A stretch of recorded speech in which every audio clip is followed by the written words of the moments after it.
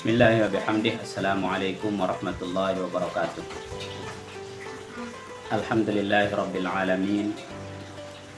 Wa bihi nasta'in ala umuri dunya waddin. Wassalatu wassalamu ala asyrafil anbiya'i wal mursalin sayyidina Muhammad wa ala alihi wa sahbihi ajma'in.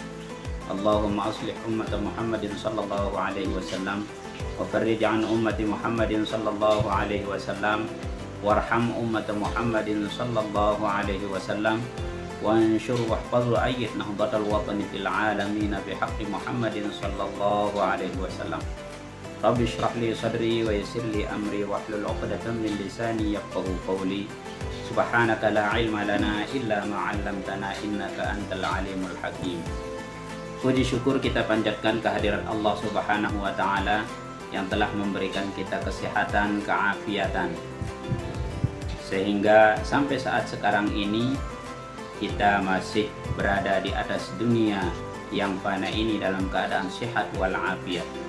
Puji syukur juga kepada Allah Subhanahu wa taala atas kesempatan, taufik, kemampuan yang diberikan kepada kita, sehingga dengan itu semua kita dapat melaksanakan perintahnya dan dapat melaksanakan apa yang dilarangnya berdasarkan upaya dan kesanggupan kita.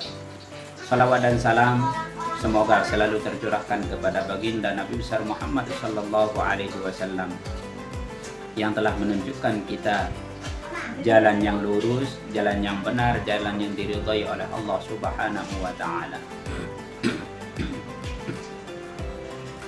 Kaum muslimin muslimat, shaimin shaimat, mahasiswa PJJ PAI Syekh Nurjati Cirebon yang saya hormati,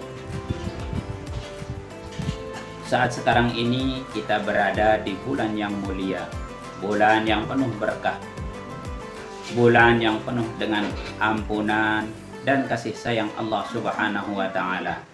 Bulan diperintahkannya semua umat Islam untuk melaksanakan ibadah puasa. Di dalam Al-Quran Surat Al-Baqarah ayat 183, Allah Subhanahu wa taala menjelaskan kepada kita tujuan pelaksanaan ibadah puasa adalah la'allakum tattaqun, agar manusia menjadi orang yang bertakwa. Para ulama menjelaskan bahwa pengertian takwa adalah melaksanakan perintah Allah dan menjauhi larangan Allah. Di dalam Al-Quran Surat At-Tahrim ayat 6, Allah Subhanahu wa taala berfirman, Bismillahirrahmanirrahim, Ya ayyuhallazina amanu qu anfusakum wa ahlikum nara.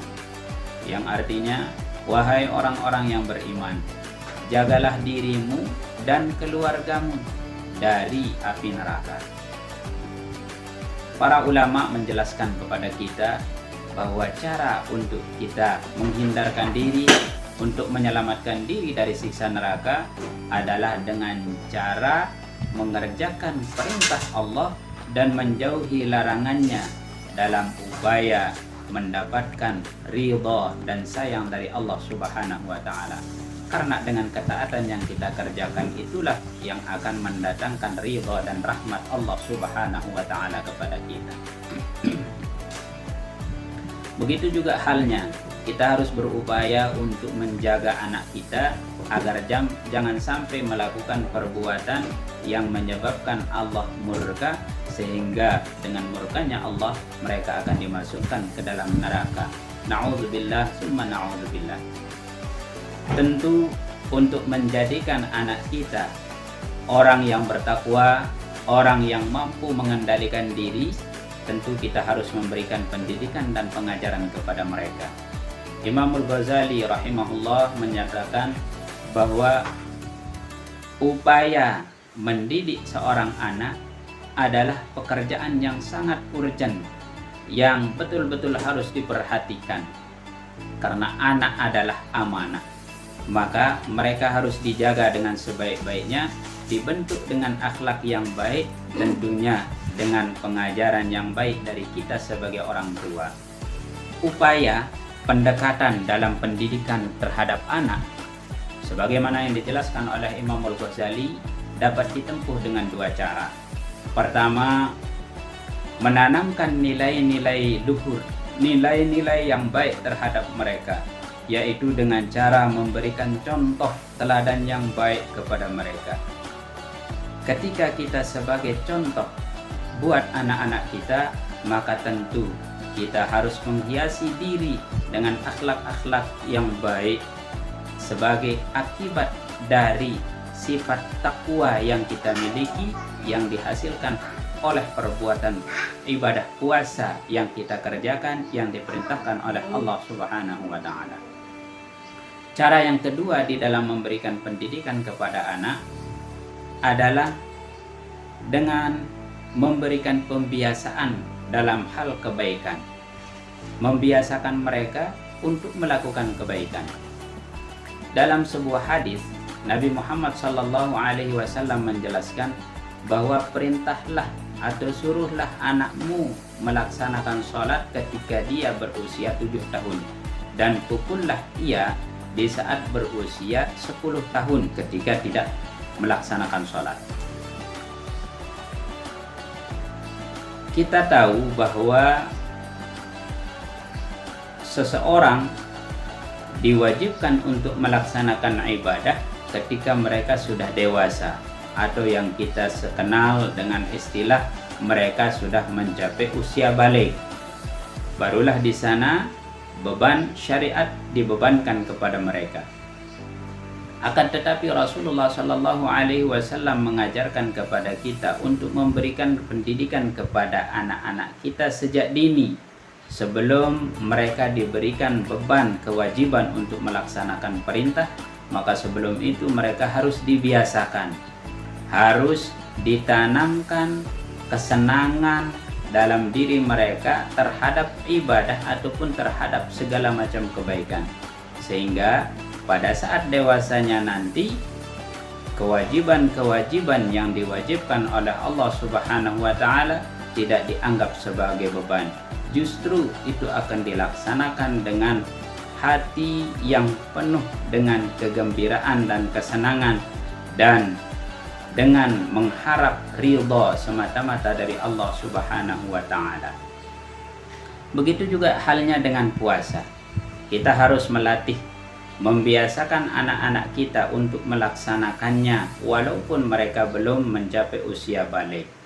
Kita latih mereka dengan melaksanakan puasa, dengan melaksanakan sholat tarawih secara berjamaah, dengan melaksanakan tadarus Al-Quran, sehingga ketika mereka sudah terbiasa melakukannya, maka itu semua nantinya akan menjadi kesenangan buat mereka. Bukan hanya itu sebagai kewajiban, akan tetapi itu juga akan mereka rasakan, mereka anggap, mereka yakini sebagai kebutuhan, dan juga akan dapat dilaksanakan dengan penuh rasa cinta dan kesenangan.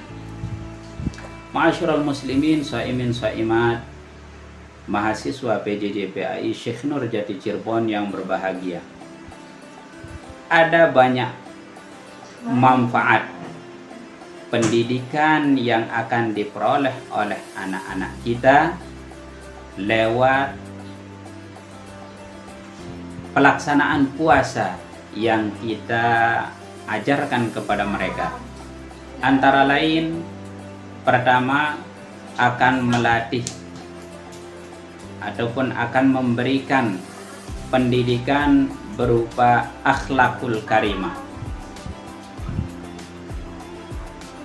Kita tahu bahwa puasa membutuhkan kesabaran, karena di sana kita tidak diperbolehkan untuk makan dan minum selama seharian. Maka kita melatih anak untuk bersabar di dalam menghadapi rasa lapar, dan juga kita melatih anak untuk bersikap jujur ketika mereka melaksanakan puasa. Tidak ada seorang pun yang mengetahui, namun mereka tidak berani membatalkan puasa mereka walaupun mereka dalam keadaan sendiri ataupun tidak bersama dengan teman-temannya. Yang kedua, pendidikan yang dapat dipetik oleh anak dari pelaksanaan puasa adalah pendidikan keyakinan. Ibadah puasa tidaklah diketahui oleh orang lain kecuali yang berpuasa itu sendiri dan Allah yang Maha mengetahuinya. Keyakinan dalam diri seorang anak bahwa Allah Subhanahu wa Ta'ala Maha mengawasi, Maha mengetahui segala apa yang dikerjakan oleh manusia, maka dengan sebab itu mereka akan selalu berupaya untuk menjaga puasa tersebut dan akan selalu berupaya dan berusaha untuk melaksanakan perintah Allah dan tidak melaksanakan apa yang dilarang oleh Allah walaupun tidak diketahui oleh orang lain, karena dia meyakini bahwa Allah Subhanahu wa Ta'ala melihat apa yang akan dia kerjakan. Mudah-mudahan amal ibadah yang kita kerjakan, baik sholat, terutama puasa, diterima oleh Allah Subhanahu wa Ta'ala, dan semoga kita mendapatkan ampunan serta kasih sayangnya. Terima kasih atas segala perhatian, mohon maaf atas segala kekurangan, semoga bermanfaat. Akhirul kalam, wallahul muwaffiq wal hadi ila sabilir rasyad. Wassalamualaikum warahmatullahi wabarakatuh.